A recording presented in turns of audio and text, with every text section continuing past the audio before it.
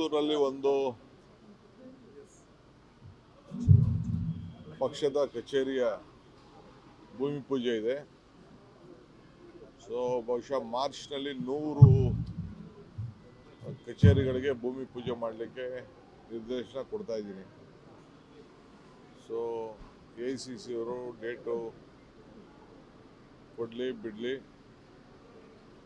ನಾನು AICC ಅವ್ರನ್ನ date ಕೇಳ್ತೀನಿ. ಈಗ ಒಟ್ಟೊಳಗೆ 10ನೇ ತಾರೀಕು ಮಾರ್ಚು ನಂದು 6 ವರ್ಷ ಆಗ್ತದೆ.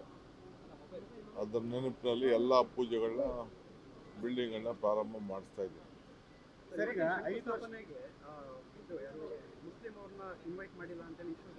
ಯಾವ ಶಂಕುಸ್ಥಾಪನೆಗೆ?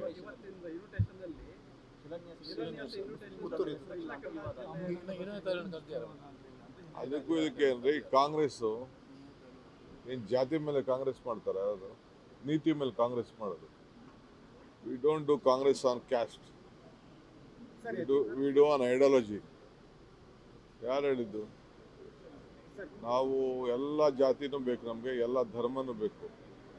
ಜಾತಿ ಮೇಲೆ ನಾವು ರಾಜಕಾರಣ ಮಾಡೋದಿಲ್ಲ, ಧರ್ಮದ ಮೇಲೆ ರಾಜಕಾರಣ ಮಾಡೋದಿಲ್ಲ.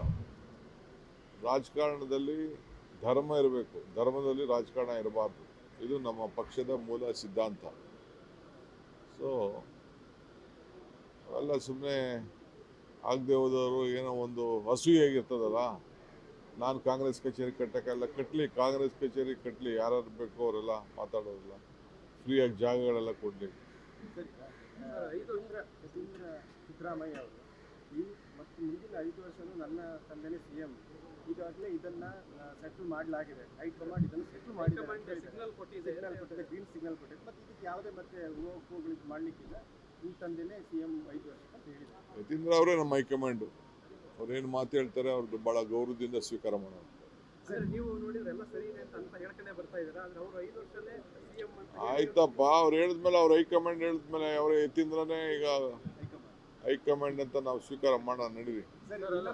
ಈಗ ಬಸವರಾಜ್ ಅವರು ಸಿದ್ಧಗಂಗಾ ಶಾಸಕರು ಅಲ್ಲಿ ಅವ್ರು ಹೇಳ್ತಾ ಇರುವಂತದ್ದು ಏನು ಒಪ್ಪಂದ ಈಗ ನಾನು ನೋಡಿ, I don't want to react. ಬಸವರಾಜ್ಗೂ ರಿಯಾಕ್ಟ್ ಮಾಡೋಕ್ಕೆ ಇಷ್ಟ ಇಲ್ಲ, ನನಗೆ ಯತೀಂದ್ರಾಗಿ ರಿಯಾಕ್ಟ್ ಮಾಡೋಕ್ಕೂ ಇಷ್ಟ ಇಲ್ಲ. ಏನು ರಿಯಾಕ್ಟ್ ಮಾಡಿದ್ರು ನಮ್ಮ ಡೆಲ್ಲಿಯವ್ರು ರಿಯಾಕ್ಟ್ ಮಾಡಬೇಕು. ನಡೀರಿ.